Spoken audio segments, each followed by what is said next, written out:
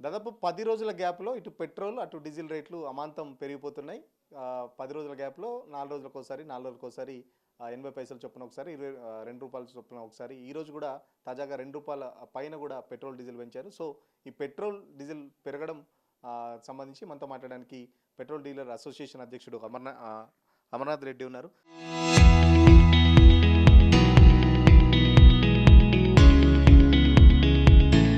Sir ఏంటి మొత్తం ఒక రౌండ్ ఫిగర్ చేస్తారా? 150 వరకు చేస్తారనుకుంటుర్రా?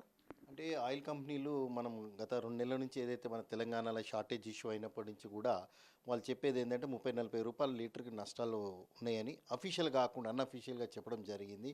అదే కనుక దృష్టిలో పెట్టుకుంటే మనకు వాళ్ళు చెప్పిన లెక్కకు 30 రూపాయలు అంటే చాలా ఎక్కువ పెరగడం అతి తక్కువ సమయంలో. గతంలో కూడా పెరిగాయి, కాకపోతే స్లోగా ఎప్పుడో పెరిగాయి. ఇప్పుడు 3 రోజులకు 4 రోజులకు ఒకసారి రేట్లు పెంచేయటం వల్ల మనకు ఇది చాలా జనానికి below BPL below poverty line వాళ్ళకి ఇది చాలా ఇబ్బందికరమైన విషయం. ఎందుకంటే ప్రతి వస్తువు మీద, నిత్యావసరాల వస్తువుల మీద దీని ప్రభావం ఉంటుంది. మనకు గతంలో కూడా ఏంటంటే $120 ఉన్నప్పుడు కూడా మనము సారీ $60 ఉన్నప్పుడు, $50 ఉన్నప్పుడు మన దగ్గర రేట్లు తగ్గించలే. మిగతా దేశాల్లో వాళ్ళు డాలర్ రేటు బ్యారెల్ రేటు పడిపోయినప్పుడు తగ్గించారు. ఇప్పుడు ఈ వార్ వలన వాళ్ళు పెంచారు. కానీ ఇక్కడ మనం ఎట్లా అంటే మనకు ఎట్లా అంటే 3% పెంచామని చెప్తున్నారు. కాకపోతే అది ఎప్పుడన్నా తగ్గించి ఈరోజు కనుక అది పెట్టుంటే ఇంత ఇబ్బంది జనం మీద భారం పడకపోవచ్చు. అయితే రేపు రాబోయే కాలంలో ఈ వార్ కనుక తగ్గకపోతే, ఇదే పరిస్థితి కనుక కొనసాగితే చాలా ఇంకా ₹30 కావచ్చు, ఇంకేమైనా పెరగవచ్చు. ఈ ఆస్కారం అయితే ఉంది. తగ్గించినప్పుడు తగ్గించకుండా పెంచినప్పుడు మాత్రం పెంచుతున్నారు. ఏమనంటే అంతర్జాతీయ పరిస్థితులు, ఇరాన్ యుద్ధం అని చెప్పేసి ప్రభుత్వం చెప్తుంది. 4 ఏళ్ల తర్వాత పెంచామని చెప్పేసి కూడా ప్రభుత్వం చెప్పుకొస్తుంది.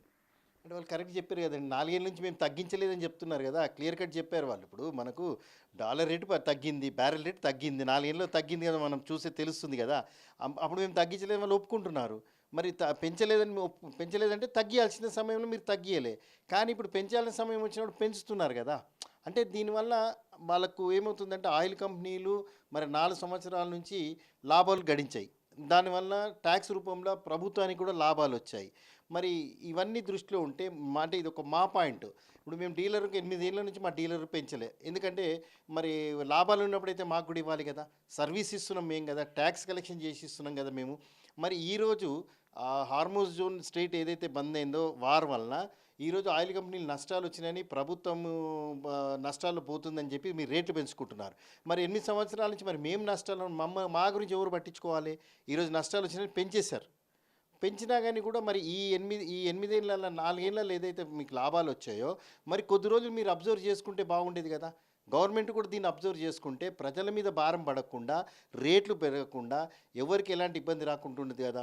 మనకు 2014-15లో యూపీఏ గవర్నమెంట్ ఉన్నప్పుడు $140 మనకు బ్యారెల్ రేటు ఉండే. మరి ఆ రోజు ₹70 డీజిల్ ఉంది కదా, పెట్రోల్ డీజిల్ రేట్లు ఉన్నాయి కదా. మరి ఈరోజు ₹60 ఉన్నా మనం $117 పెట్రోల్, $96 డీజిల్ కొన్నాం. మరి ఈరోజు ఇది పెరిగిందని పెంచితే ఎంతవరకు ఇది కరెక్ట్? సో ఇప్పుడు కూడా మనం రేటు ప్రభుత్వం భరించుకుంటే బాగుంటుంది. గతంలో యూపీఏ గవర్నమెంట్ మనకు 2,00,000 కోట్లు ఆయిల్ కంపెనీలకు బాండ్ రూపంలో ఒక పీరియడ్ 3 ఏళ్ళు 4 ఏళ్ళ పీరియడ్ లోపల ఒక 10 సంవత్సరాల వరకు తిరిగి చేయడం జరిగింది. అంటే అది ఎంత 2,00,000 కోట్లు ఆ రోజు వాళ్ళు గవర్నమెంట్ అబ్జర్వ్ చేసుకొని బాండ్లు ఇచ్చి తిరిగి ఇవ్వటంలో 3,20,30 కోట్లేమో తిరిగి ఇచ్చారు ఆయిల్ కంపెనీలకి. కానీ ఈరోజు అది జరగకుండా మరి అదే కనుక అబ్జర్వ్ చేసి 10 ఏళ్లకు 1,20,000 కోట్లు ఇచ్చినాం. కానీ ఇప్పుడు 2 నెలలు 1,00,000 కోట్లు పోతున్నాయి.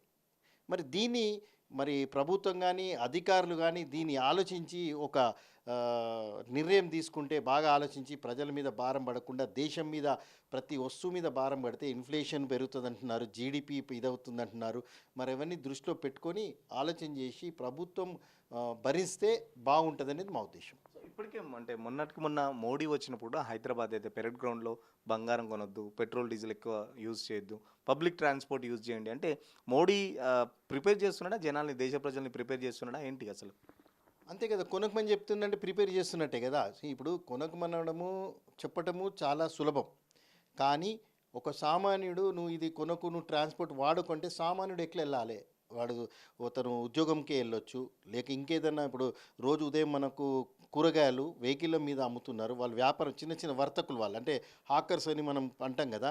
మరి వాళ్ళు చిన్న చిన్న రోజు ఉదయం లేసి వాళ్ళు అమ్ముకొని వాళ్ళ పూట గడుపుకునేవాళ్ళు. మరి వాళ్ళకి ఈ పెట్రోల్ రేటు పెరిగితే వాళ్ళకి ఎలా వస్తుంది? మరి వాళ్ళు ఎట్లా బతకాలి? మరి అది బంద్ చేయమన్నాం. బంద్ చేయమంటే వాళ్ళకి మన మార్గాలు చూపియాలి కదా! బంద్ చేయడం, చెప్పడం ఈజీయే. కానీ వాళ్ళకు ఒక మార్గం చూపించి, ఈ రకంగా ఇది చూపించి చెప్తే బాగుండేది. సో మీరు ఇంతకుముందు ఒక మాట చెప్పారు. 8 ఏళ్ల నుంచి మాకు కమిషన్ కూడా పెంచలేదు. మేము కూడా నష్టాల్లోనే నడిపిస్తున్నాం బంకులు అని చెప్పేసి. 8 ఏళ్ల నుంచి మరి మీరు అడగలేదా కంపెనీలు గాని, లేకపోతే ఆయిల్ కంపెనీలు గాని, లేకపోతే ఇటు ప్రభుత్వాన్ని మీద ఏమి ఒత్తిడి తీసుకురాలేదా మరి? మేము చాలా లెటర్ రాసాము. మాకు అపాయింట్మెంట్లు ఇవ్వరు వాళ్ళు. ఎందుకంటే మంత్రి దగ్గరికి వెళ్ళాలంటే అపాయింట్మెంట్ కావాలా? ఆయిల్ కంపెనీల దగ్గరికి వెళ్ళాలంటే మేము రెడీగా ఉన్నాము. ఆ మినిస్టర్ గారు ఆమోదించాలంటారు. మినిస్టర్ గారు ఆమోదించాలని మాకు పంపలేదని వాళ్ళు అంటారు. అంటే ఒకరిపైన ఒకరు నేపం నెట్టేయడమే తప్ప మా యొక్క సమస్యలని పట్టించుకోవట్లేదు. ఈ ఎక్కువ మేము బాగా ఇది చేసామనుకోండి, వాళ్ళు ఇంకో రకంగా మా మీద ప్రెజర్ చేస్తున్నారు. సో ఇది ఏమైపోయిందంటే మేము ఆల్రెడీ ఈ ట్రేడ్‌లో నుంచి బయట పడలేకుంటున్నాం. ఎందుకంటే ఇప్పుడు మేము పెట్రోల్ బంక్ పెడితే నా ల్యాండ్ ఒక 20, 30 సంవత్సరాలు లీజ్ ఇవ్వాలా. లీజ్ ఇచ్చిన తర్వాత నాకు పెట్రోల్ బంక్ ఇస్తాడు. ఈరోజు నేను ఈ రాత్రి నేను వెళ్ళిపోవాలంటే నేను డీలర్‌షిప్ నుంచి వెళ్ళిపోవచ్చు. కానీ నా ల్యాండ్ ఫ్రీ అవ్వదు. ఉన్న ల్యాండ్ అక్కడ పెట్టి నేను వేరే వ్యాపారం చేయలేం. అంటే ఆ వ్యాపారం మన ల్యాండ్ అక్కడ పెట్టి చేసుకున్నాం. అట్లా రకరకాల ప్రాబ్లమ్స్ వల్ల మేము ఇందులోంచి బయటికి రాలేని పరిస్థితి ఉంది. 1,00,000 మంది డీలరు భారతదేశంలో ఈ సమస్యను ఎదుర్కొంటున్నారు. మేము అదే అడుగుతున్నాం ప్రభుత్వాన్ని కానీ, ఇంకా అధికారులను కానీ, మామూలుగా కూడా మరి మా నష్టాల గురించి ఎవరైనా ఆలోచిస్తున్నారా? మేము చెప్తే పట్టించుకోవట్లేదు, మమ్మల్ని పట్టించుకోవట్లేదు. మా పరిస్థితి ఏంటి? రేపు ఇదే కనుక ఇప్పుడు ఈరోజు ₹8 పెట్రోల్ మీద, డీజిల్ మీద పెరిగింది. మాకు మినిమం ₹1,00,000 మా పెట్టుబడి పెరిగింది. దాంతోపాటు ఈరోజు స్టేట్ గవర్నమెంట్ మినిమం వేజెస్ పెంచింది. మరి ఇవన్నీ మా మీద భారం కదా! మరి మాకు ఎవరికి చెప్పుకోవాలా? మేము ఎవరికి చెప్పాలా? వెళ్తే ఎవరు అపాయింట్మెంట్ ఇవ్వరు. ఈరోజు కేంద్ర ప్రభుత్వం వాళ్ళనంటే ఇది టైం కాదు, ఈ నష్టాల టైంలో మీరు అడుగుతారా అంటే, మరి మేము లాభాలు ఉన్న టైంలో కూడా మేము అడిగాం, మరి ఇవ్వలేదు. ఎందుకు మొన్న 3 ఆయిల్ కంపెనీలు వాళ్ళ యొక్క లాభ నష్టాలు ప్రకటించారు. 3 ఆయిల్ కంపెనీలే ₹20,000 కోట్ల ప్రాఫిట్ చూపించారు. మరి అప్పుడు మాకు ఇవ్వలే కదా! అంటే మా తరఫున ఎవరు కూడా పట్టించుకొని మాట్లాడేవారు లేరు. ఇక దానికి ఇక అంటే చెప్పుకునేదానికి ఏం లేదు. ఇంకా దానికి అంత వచ్చే భవిష్యత్తులో పెట్రోల్ బంక్ డీలర్లు కూడా రైతుల్లాగా సూసైడ్ చేసుకునే పరిస్థితికి దారితీస్తుందని మేము అనుకుంటున్నాం. ఏంటి ఇప్పుడు ఈ పెరిగిన ధరలకు సంబంధించి దానికి సంబంధించి లాభాలు ఎవరికి వస్తాయి? పెట్రోల్ బంకులకా, లేకపోతే ఆయిల్ కంపెనీలకా, కేంద్ర ప్రభుత్వానికా, రాష్ట్ర ప్రభుత్వానికా, ఎవరికి పోతాయి ఈ డబ్బులని మరి? అంటే ఇప్పుడు రేటు పెంచినప్పుడు సపోజ్ ఈరోజు నిన్న రాత్రి రేటు పెంచారు. ఈరోజు ఉదయం నుంచి అమల్లోకి వస్తుంది. ఈరోజు పెరిగింది, మా దగ్గర ఏ స్టాక్ అవుతుందో అది మాకు వస్తుంది. అయితే ఎప్పుడైతే తగ్గిస్తారో అదే విధంగా మాకు నష్టాలు వస్తాయి. అంటే హెచ్చు తగ్గులు మాకు అక్కడికక్కడికి అయిపోతాయి. అంటే పెరిగినప్పుడు పెరుగుతుంది, మరి తగ్గినప్పుడు కూడా మేమే భరించుకుంటాం. ఇంకా మీరు ప్రభుత్వ విషయానికి వచ్చారనుకోండి, ఈ లాభాలని కేంద్ర ప్రభుత్వానికి, రాష్ట్ర ప్రభుత్వానికి, ఆయిల్ కంపెనీలకు పోతాయి. అంటే ఆయిల్ కంపెనీలకు వాళ్ళ మార్జిన్ పెట్టుకుంటారు.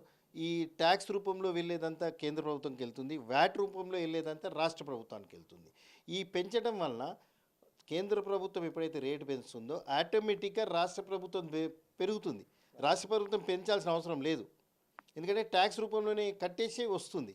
సో ఇప్పుడు ఇక్కడ ఏంటంటే ప్రభుత్వం కేంద్ర ప్రభుత్వాన్ని భరించాలా, లేకపోతే కేంద్ర ప్రభుత్వము ట్యాక్సులు తగ్గియాలా. ఎందుకంటే అక్కడ తగ్గిస్తే ఇక్కడ తగ్గిస్తారు. అయితే రాష్ట్రాలకి డిఫరెంట్ ట్యాక్సేషన్స్ ఉన్నాయి.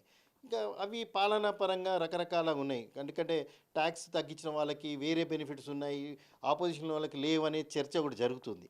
సో ఆ చర్చలోకి వెళ్ళకుండా జనరల్గా ఏంటంటే కేంద్ర ప్రభుత్వమే, ఎందుకంటే లాభాలు వచ్చిన వాళ్ళే, బాధ్యత వాళ్ళదే, ఆయిల్ కంపెనీలో వాళ్ళే ఉంటారు కాబట్టి వాళ్ళు దీని మీద, ఎందుకంటే కేంద్రం అనేది మనకందరికీ పెద్ద అన్న లెక్క, రాష్ట్రాలకు అన్నిటి కూడా వాళ్ళు భరించుకొని ఇవన్నీ కూడా మన దేశ అభివృద్ధికి కానీ, మన యొక్క జనానికి కానీ ఎలాంటి ఇబ్బంది లేకుండా చూస్తే బాగుంటుందని మా ఉద్దేశం. సో మొన్నటి వరకు పెట్రోల్, డీజిల్ కొరత మనం చూసాం బంకుల్లో చాలా వరకు క్యూ లైన్లు చూసాం. ఇప్పుడు పెరిగిన తర్వాత బంకుల వద్ద ఎట్లా ఉంది పరిస్థితి? మీరు గ్రౌండ్ లెవెల్లో ఎట్లా అబ్జర్వ్ చేస్తున్నారో? ఏమైనా కంప్లైంట్స్ వస్తున్నాయా బంక్ సంబంధించి? ఎట్లా ఉంది అసలు పరిస్థితి? లేదు, ఇప్పుడు ఇక్కడ ఎట్లుందంటే మనది ఇప్పుడైతే యథావిధిగా ఉంది. అంత పెద్దగా మన సేల్స్ సంబంధించి పెద్దగా ఏమి ఇబ్బంది ఏం లేదు, యథావిధిగానే ఉంది. అయితే ఇంకొకటి ఏంటంటే ఈ షార్టేజ్ వల్ల కొన్ని చోట్లల్లో, కొన్ని కంపెనీల్లో కొంచెం, ఇప్పుడు ఆదిలాబాద్ తీసుకున్నాము. ఆదిలాబాద్లో ఒక కంపెనీ, బీపీసీ కంపెనీ సప్లై ఇవ్వట్లేదంటే రీజన్ లేదు. ఎందుకంటే ఇప్పుడు అక్కడ ఏమైందంటే అక్కడి నుంచి ఈ ఏవైతే వడ్లు కొంటారో జిల్లాలో వడ్లు కొంటారు కదా, ఇప్పుడు వడ్లు కొనేటప్పుడు ఈ వడ్లు లిఫ్ట్ చేయడానికి లారీ ట్రాన్స్పోర్ట్ కావాలా. ఈ లారీ ట్రాన్స్పోర్ట్ కావాలన్నప్పుడు ఈ లారీలకు ఏం చేశారంటే ఆయిల్ కంపెనీలు ఒక క్యాప్ పెట్టారు. అంటే మాకు ఆటోమేషన్లో ప్రతి వెహికల్కి 200 లీటర్ 250 లీటర్ కంటే ఎక్కువ పోయకూడదు. అంటే వాళ్ళ కన్జంప్షన్ ఎక్కువ ఉంది, మేమేమో పోయట్లేదు. మరి అది కూడా ఒక ఇబ్బంది అవుతుంది. అంటే ఈ వ్యవసాయానికి సంబంధించి ఇది ఈ రకంగా ఉంది. మళ్ళీ కోతలు ఉన్నాయి. కోతలు ఉన్న వాళ్ళకి మోటార్లు, ఆయిల్ ఇంజన్లు, హార్వెస్టర్లు ఇవన్నీ ఉన్నాయి. మరి ఇవన్నీ కూడా మరి ఈ వడ్లు ఏదైతే తొందరగా వెత్తకపోవడం వల్ల ఈ ట్రాన్స్పోర్ట్ డీజిల్ అక్కడ దొరకకపోవడం వల్ల రైతులు నష్టపోతున్నారు. మనం రైతులని కూడా దృష్టిలో పెట్టుకొని ఇవి చేయాలి కదా. అంటే ఇలాంటి చర్యలు ఎవరు చెప్పాలి, ఎవరికి చెప్పుకోవాల్సింది మాకు కూడా అర్థం అవ్వట్లేదు. సో పెట్రోల్ సంబంధించి పక్కన పెడితే డీజిల్కి సంబంధించి ఒకవేళ డీజిల్ రేట్లు పెడితే దాని ఎఫెక్ట్ అనేది చాలా వరకు ఇటు మొత్తం రెగ్యులర్గా యూజ్ చేసే పాలు కానీ లేకపోతే ఫుడ్కి సంబంధించిన ఇండస్ట్రీకి సంబంధించి సో అన్ని రకాల ఇండస్ట్రీల మీద కూడా రేట్స్కి సంబంధించి ఇబ్బంది పడదు. సో ఇట్లా ఏమైనా పెరిగితే అవకాశం ఉందా? తప్పకుండా. ఎందుకంటే ఇప్పుడు డీజిల్ ఏదైతే క్రూడ్ ఆయిల్ తీసుకోండి, ఒక డీజిల్ అని కాకుండా క్రూడ్ ఆయిల్ కనుక మనం తీసుకుంటే అందులో రకరకాల ప్రోడక్ట్స్ వస్తాయి. ఈ రకరకాల ప్రోడక్ట్స్ వలన హెల్త్ మీద ప్రభావం చూపుతుంది, ఫార్మాస్యూటికల్ ప్రభావం చూపుతుంది, అగ్రికల్చర్ ప్రభావం చూపుతుంది, ఇండస్ట్రీ ప్రభావం చూపుతుంది, డిటర్జెంట్ సోప్స్, టూత్పేస్ట్లు, అదేవిధంగా సిమెంట్ ఇండస్ట్రీస్ మీద ప్రభావం చూపుతుంది, కన్స్ట్రక్షన్ మీద ప్రభావం చూపుతుంది. ఈ జెన్సెట్స్ ఇప్పుడు చాలా చోట్ల మనము కమ్యూనిటీస్ ఉన్నాయి, జెన్సెట్స్ ఉన్నాయి. కొన్ని ఇండస్ట్రీస్లో జెన్సెట్స్ వాడతారు, మేము వాళ్ళకి ఎక్కువ ఇవ్వట్లేదు. మరి అక్కడ ఎంప్లాయీస్ మీద ప్రభావం చూపుతుంది. ఇట్లా చెప్పుకుంటూ పోతే ఉదయం లేచి నుంచి రాత్రి వరకు మనం వాడే ప్రతి వస్తువు మీద దీని ప్రభావం చూపుతుంది. సుమారు 5-6 వేల ప్రోడక్ట్స్ మీద ఈ క్రూడ్ ఆయిల్ వలన వచ్చి చాలా ప్రభావం చూపుతుంది. సో మరి ఏం చెప్తారు? ఇంకా కంటిన్యూగా యుద్ధం అయితే దానికి సంబంధించి అంతర్జాతీయ పరిస్థితులు అని చెప్పేసి చెప్తున్నారు. దేశం క్లిష్ట పరిస్థితిలో ఉంది, చాలా వరకు వాడకాలు తగ్గించుకోవాలని చెప్పేసి కూడా ప్రభుత్వం చెప్తుంది. మరి ఈ క్లిష్ట పరిస్థితి ఎప్పటి వరకు కంటిన్యూ అవుతుంది? రేట్స్ ఇంకా పెరుగుతూనే ఉంటాయా? రేట్స్ ఏమైనా కంట్రోల్ అవుతాయా, తగ్గుతాయా? ఎప్పటి వరకు ఉంటుంది అంచనా? ఇప్పుడు మనకు డాలర్ రేట్ పెరుగుతున్న కొద్దీ ఆటోమేటిక్ పెరుగుతుంది. దాన్ని మన చేతిలో లేదు. ఎందుకంటే ఆ రేట్ పెరుగుతుంది, మన రూపీ పడిపోతుంది. మన రూపీ పడిపోయినప్పుడు ఆటోమేటిక్గా మన కాస్ట్ పెరుగుతుంది. గతంలో మనకు ఇరాన్ నుంచి కానీ రష్యా నుంచి కానీ మన కరెన్సీ లోపల మనకు డబ్బులు క్రూడ్ ఆయిల్ వచ్చేది.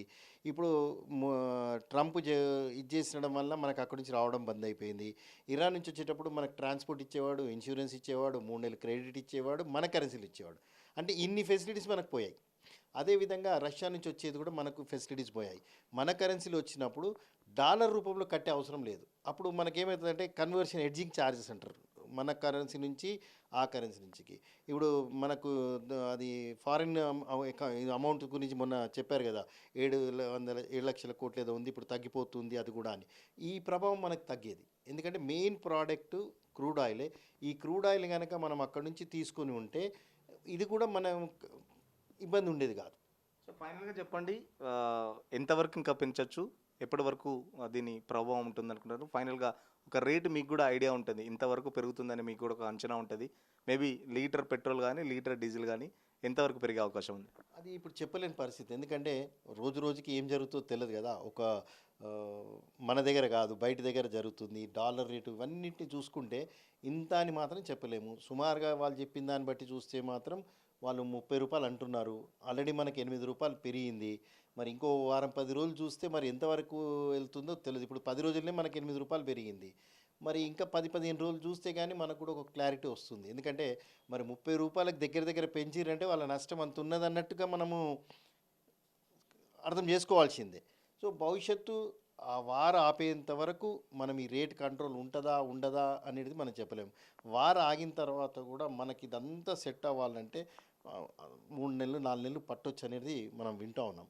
మరి అప్పటి వరకు మనం ఇవన్నీ కూడా భరించాల్సి వస్తుంది. వారు తగ్గిన తర్వాత రేట్లు ఏమన్నా డౌన్ అవుతాయి? ఇంకా అప్పుడు ఇప్పుడే తగ్గించలే, ఇప్పుడు తగ్గిస్తారా లేదా అనేది అప్పుడు పరిస్థితులు కదా, అప్పటి పరిస్థితులు ఎట్లా ఉంటాయి ఏంటి అనే దాని మీద మనం వేచి చూడాలి. ఖచ్చితంగా ఏదైతే అంతర్జాతీయ పరిస్థితుల దృష్ట్యా కేంద్ర ప్రభుత్వం పెట్రోల్ కానీ ఇటు డీజిల్ రేట్లు రోజు రోజుకు పెంచుకుంటున్న పరిస్థితి. సో జనాలు కూడా ప్రిపేర్ కండి, ఎందుకంటే పెట్రోల్ డీజిల్ రేట్లు దాదాపు ఆయిల్ కంపెనీ చెప్తున్నట్టు 30 రూపాయలకు దాదాపు 30 రూపాయల వరకు మేము నష్టపోతున్నామని చెప్పేసి ఆయిల్ కంపెనీలు గతంలో చెప్తున్న పరిస్థితి. సో అంటే దాదాపు ఇప్పుడు ఈ వారం 10 రోజుల గ్యాప్లోనే 8 రూపాయలు పెరిగాయంటే ఇంకొక 22 రూపాయలు అంటే దాదాపు పెట్రోల్ కానీ ఇటు డీజిల్ కానీ 130 నుంచి 140 మధ్యలో ఉంటుందని చెప్పేసి కూడా అంచనా వేస్తున్న పరిస్థితి. మరి పక్కన బ్యారెల్ రేట్ తగ్గించినప్పుడు పెట్రోల్ కానీ డీజిల్ కానీ తగ్గించలేదు. బట్ బ్యారెల్ రేట్ పెరిగిందని చెప్పేసి ఇప్పుడు అంతర్జాతీయ పరిస్థితులు కానీ లేకపోతే ఇరాన్ యుద్ధం నేపథ్యంలో అని చెప్పేసి రేట్లు అయితే పెంచుతున్నారు. ఇప్పటికీ కూడా పెట్రోల్ బంకులు నడపాలంటే కూడా చాలా వరకు మా పరిస్థితి దయనీయంగా ఉంది. సో రైతు ఆత్మహత్యలు జరిగినట్టే రానున్న రోజుల్లో పెట్రోల్ బంకులకు సంబంధించి కూడా మా ఆత్మహత్యలు జరుగుతాయేమో. ఎందుకంటే ఇప్పటికే చాలా వరకు బంకులు లాస్లో ఉన్నాయి. ఆయిల్ కంపెనీలకు సంబంధించి క్రెడిట్స్ కూడా ఇవ్వట్లేదు. సో చాలా వరకు లాసుల్లోనే బంకులు నడుపుతున్నాం. ఇప్పుడు పెరిగిందంతా కేవలం కేంద్ర ప్రభుత్వంలోనే పోతాయి. ఒకవేళ కేంద్ర ప్రభుత్వం ట్యాక్సులు కనుక తగ్గిస్తే, ఇటు రాష్ట్ర ప్రభుత్వం ట్యాక్సులు తగ్గిస్తే ఆ రిలీఫ్ అనేది సామాన్య జనాలకైతే ఉంటుందని చెప్పేసి చెప్తున్న పరిస్థితి. వీడియో జర్నలిస్ట్ సతీష్తో సురేష్ RTV కోసం హైదరాబాద్.